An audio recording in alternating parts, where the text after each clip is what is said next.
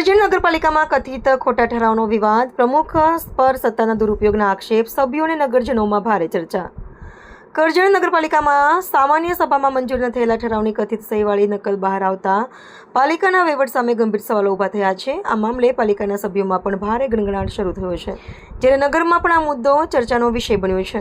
મળતી માહિતી મુજબ કરજણ નગરપાલિકાની તારીખ 30 એપ્રિલ 2025ના રોજ પ્રમુખ ઈલાબા અટાલિયાના અધ્યક્ષસ્થાને સામાન્ય સભા યોજાઈ હતી, જેમાં વિકાસલક્ષી તેમજ અન્ય વિવિધ ઠરાવો સર્વસંમતિથી પસાર કરવામાં આવ્યા હતા. વિવાદ પાલિકાના ફાઇનલ પ્લોટ નંબર 507 ખાતે આવેલા શોપિંગ સેન્ટરની બેઝમેન્ટમાં આવેલી દુકાન નંબર 1ના નામ ફેરબદલને લઈને ઊભો થયો છે. કમરુદ્દીન રહેમુદ્દીન અંસારી અગાઉ આ બાબતે વાંધા અરજી આપી હતી. ત્યારબાદ દુકાનના નામ ફેરબદલ અંગેનો અગાઉનો ઠરાવ રદ કરી દુકાન કમરુદ્દીન અંસારીના નામે કરવાનો ઠરાવ સામાન્ય સભામાં મંજૂર થયો હોવાનું દર્શાવતી પ્રમુખની સહીવાળી નકલ સંબંધિત વ્યક્તિને આપવામાં આવી હોવાનું સામે આવ્યું છે. જો કે પાલિકાના કેટલાક સભ્યોએ તપાસ કરતા દાવો કર્યો છે કે સામાન્ય સભામાં આવો કોઈ ઠરાવ થયો જ ન હતો.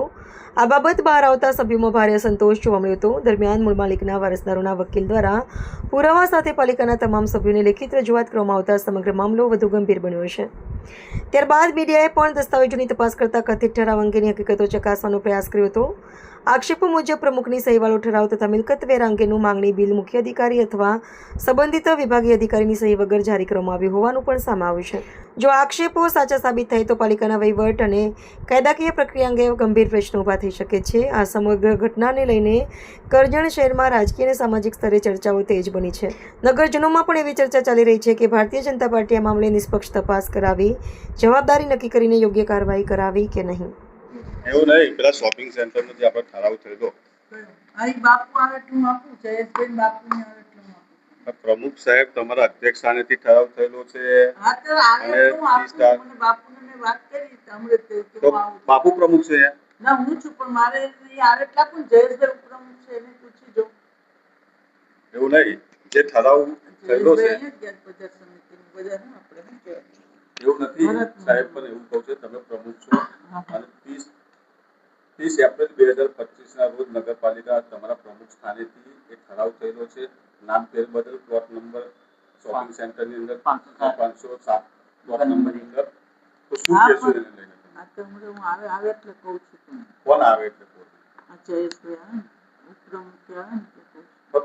અધ્યક્ષ સ્થાન તમારી સહી સાથેનો ઠરાવ છે સાહેબ, તમારી સહી સાથેનો ઠરાવ છે. શું કહેશો એને લઈને? મેં ઠરાવ બુકમાં નહીં કર્યો, ઠરાવ બુકમાં લખેલું મેં નહીં કર્યું. એ તો આખી ફાઇલ હતી ને, ઠરાવ બુકમાં નથી, અમે તપાસ કરી. આખી ફાઇલ લઈને આવ્યા હતા, કાગળ લઈ આખી 1 મિનિટ આખી ફાઇલ લઈને આવ્યા હતા ને કાગળની, એટલે કાગળ અંદર હતો અને આવ્યા કે સહી કરી દો, એટલે મેં બધી ફાઇલ જોડે સહી કરી દીધી. પણ તમારા નામનો જે ઠરાવ પડતો થયો, તમારી સહીના નામનો ઠરાવ જે છે કમરુદ્દીનને જે ઠરાવ આપવામાં આવ્યો છે, તો એ ખોટો છે? હા ખોટો છે. સહી તમારી નથી એમાં? ના સહી છે, પણ એ તો કાગળિયું કોઈ આવી ગયું ફાઇલમાં એટલે મેં કરી દીધી. એ ઠરાવ જે ઠરાવની અંદર જે છે તે ઠરાવ નથી. આ શોપિંગ સેન્ટરની દુકાનની જે હકીકત છે, હા, સમગ્ર હકીકત શું છે? મારું નામ નુસરત યુસુફભાઈ મહેદવી. મેં મૃત્યુ પામેલા યુસુફભાઈ ઇબ્રાહીમભાઈનો છોકરો. મેં મારા ફાધરના મૃત્યુ પછી કરજણ નગરપાલિકામાં એક અરજી કરી હતી કે ભાઈ આ મારા ફાધરના નામનો જે 24 નંબરનો ઠરાવ થયો છે તેના આધારે ભાઈ તમે વારસાઈ તરીકે મારું નામ દાખલ કરવા મેં અરજી આપેલી. તે સંદર્ભમાં સમજો ને કે 27/7/2025 યા 26 તેના અંદર એમણે એક ઠરાવ કરી નાખ્યો છે કે ભાઈ કમરુદ્દીન રહેમુદ્દીન અંસારીએ વાંધા અરજી જે આપેલી છે તેને અધ્યક્ષ સ્થાને લઈને તમારે આ ઠરાવને મુલતવી કે સ્થગિત રાખવામાં આવ્યો છે. ડોક્યુમેન્ટની પૂર્તતા થઈ જશે તેના પછી આગળની કાર્યવાહી કરવામાં આવશે.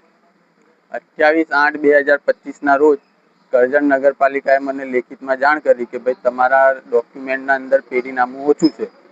તો પછી મેં 29/8/2025ના રોજ પેઢીનામું જમા કરાવી દીધું. તે દરમિયાનમાં કમરુદ્દીન રહેમુદ્દીન અંસારીને નગરપાલિકાએ લેખિતમાં દાખલો લખી આપ્યો કે ભાઈ આજથી તમારે ભાડું ભરવાનું છે. હવે એ ભાડું કેવી રીતે ભરવાનું છે, કોના આધાર પર ભરવાનું છે, અને સમજો કે જે ઠરાવ એમણે જે સ્થગિત મૂક્યો છે, મુલતવી મૂક્યો છે કે કેન્સલ કર્યો છે, તે કયા આધાર પર કરેલું છે. એક વાંધા અરજીના આધાર પર ઠરાવ કેન્સલ થઈ શકે છે. સામેવાળાનું પક્ષ મેં મૂકેલું, મેં વાંધા અરજીનો જવાબ આપ્યો, તે છતાં બી મારા પક્ષને ધ્યાનમાં રાખવામાં આવ્યું નથી. અને 28/8 પછી જ્યારે મેં ડોક્યુમેન્ટની પૂર્તતા કરી તેના પછીથી કોઈ કાર્યવાહી કરવામાં આવી નથી. તે સંદર્ભમાં મેં CMO પોર્ટલ પર, પછી તાલુકા લેવલ પર, ડિસ્ટ્રિક્ટ લેવલ પર ફરિયાદ કરી હતી. તેના સંદર્ભમાં નગરપાલિકાએ મને જવાબ આપ્યો કે 15 દિવસના અંદર તમને જાણ કરવામાં આવશે. એના પછી સમજો કે કોઈ જાણ કરવામાં ના આવી. એના પછી મેં તાલુકા લેવલ પર કરી. તેના અંદર નગરપાલિકાએ લેખિતમાં એવું કીધું કે કારોબારી ચેરમેનને સત્તા સોંપવામાં આવી છે. તેમ છતાં બી આટલા દિવસો વીતી ગયા પછી પણ કોઈ કાર્યવાહી કરવામાં આવી નથી. આ જે દુકાન છે કોની પાસેથી લીધી? આ મેં દુકાન કમરુદ્દીન રહમુદ્દીન અંસારી પાસેથી લીધી હતી. પૂરા રૂપિયાની ચૂકવણી થઈ ગઈ છે. તે છતાં બી તે નગરપાલિકામાં વાંધા અરજીમાં એવું કહે છે કે ભાઈ મને પૈસા પૂરા મળ્યા નથી. મેં નગરપાલિકાને હવે સમજો કે 11 તારીખ સમથિંગ મેં નગરપાલિકાને બધા સભ્યોને એક અરજી આપેલી. તેના અંદર મેં ઉલ્લેખ કરેલો કે ભાઈ સમજો કે આ તમે જે ઠરાવ કેન્સલ કર્યો છે તો 1963ની 258ની કયા કલમ પરથી તમે કેન્સલ કર્યો છે, અને ઠરાવ કેન્સલ કરવાની ટોટલી સત્તા પ્રાદેશિક કમિશનરને છે. હવે સમજો ને કે એ લોકોએ મને જાણ કર્યા વગર જ આ ઠરાવને કેન્સલ કરી નાખ્યો છે અને કમરુદ્દીન રહમુદ્દીન અંસારીને નગરપાલિકામાંથી દાખલો આપી દીધો છે કે ભાઈ સમજો કે તમને આજથી આ ભાડું ભરવામાં આવશે. કમરુદ્દીનના નામનો ઠરાવ પણ પડતો થયો છે, શું કહેશો? મારા પાસે કમરુદ્દીનના નામનો ઠરાવ કોઈ આવ્યો નથી. મારી પાસે નગરપાલિકામાં મેં RTI જે મારેલી એના સંદર્ભમાં મને નગરપાલિકાએ કાગળિયા આપેલા છે. એના અંદર નગરપાલિકાએ કમરુદ્દીન રહમુદ્દીન અંસારીને કયો ઠરાવ લખીને આપ્યો છે એ મને જાણ નથી. RTI મેં બીજી RTI મારેલી છે, તેના બી હજુ જવાબ આવ્યો નથી. 30 દિવસ થયા છે, હજુ 10-1 દિવસની રાહ જોઉં છું. શું નામ તમારું? મારું નામ નુસરત યુસુફભાઈ મહેતી. 2025 કમરુદ્દીનના નામનો જે ઠરાવ કરવામાં આવ્યો છે એ બાબતે શું કહેશો? 31/7/2025ની જે સામાન્ય સભા હતી એમાં જે વહીવટદારશ્રી દ્વારા અગાઉ જે શોપિંગ સેન્ટરની દુકાન બાબતે ઠરાવ કરવામાં આવેલો એ ઠરાવ ક્ષતિયુક્ત હોય એ ઠરાવની એન્ટ્રી રદ કરવામાં આવેલી. તો સાહેબ અત્યારે જે કમરુદ્દીન પાસે જે ઠરાવ ફરી રહ્યો છે 2031નો એ શું કહેશો?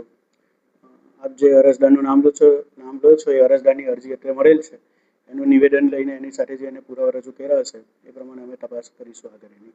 અત્યારે જે ઠરાવ સાહેબ કમરુદ્દીનના નામનો જે ફરી રહ્યો છે 31/7/2025 અને એમાં પ્રમુખ સ્થાનેથી પ્રમુખની સહી પણ છે અને ઠરાવ બુકમાં જોતા એ ઠરાવ એ નંબર ઉપર ઠરાવ છે, શું કહેશો એ બાબતે સાહેબ? 31/7/25ના એવું કોઈ ઠરાવ કમરુદ્દીને જે અરજી રજૂ કરી છે એમાં જે કંઈ ઠરાવ કે પુરાવા રજૂ કર્યા છે બાબતને એનું નિવેદન લઈને જ આગળ કાર્યવાહી કરીશું.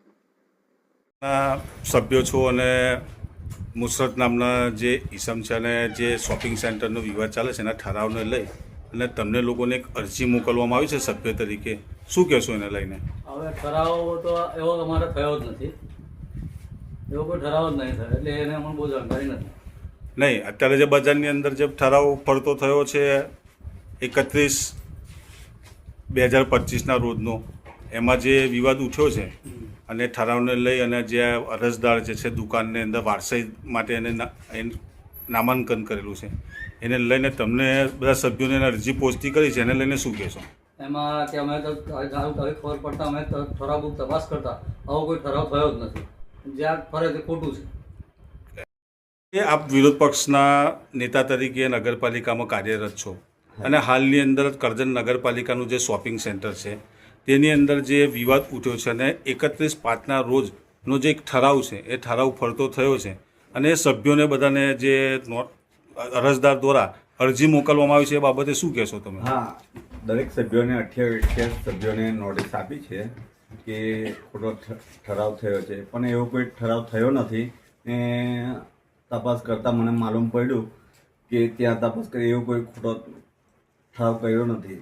ઠરાવ થયો છે એ ખોટો કોઈ કર્યો હશે એ ફરે છે બજારમાં, એવું જાણવા મને મળેલ છે. અમે જોયો છે ઠરાવ અને ત્યારે ઠરાવને પૂર્તતા બાદ અમે નગરપાલિકામાં આવીને ઠરાવ બુકમાં પણ જોયું છે તો એ ઠરાવ થયો નથી અને પ્રમુખની અધ્યક્ષતાની અંદર ઠરાવ થયો છે, એમની સહીનો ઠરાવ ફરતો થયો છે, શું કહેશો વિરોધ પક્ષ તરીકે? એ ખોટો ઠરાવ છે ને કોઈ રાજકારણ તરીકે કોઈ ચાલ્યું હોય કે બદનામ કરવા માટે કે નગરપાલિકાને, તો એ બની શકે છે. તો શું આની સામે કાર્યવાહી કરવા માટે તમે વિરોધ પક્ષ તરીકે કંઈક માંગ કરશો હા, પાલિકામાં? જો ખોટો ઠરાવ થયો હશે ને ખોટો ઠરાવ ફરતો હશે તો એને શિક્ષાત્મક પગલાં લેવામાં આવે એ અમારી માંગણી છે.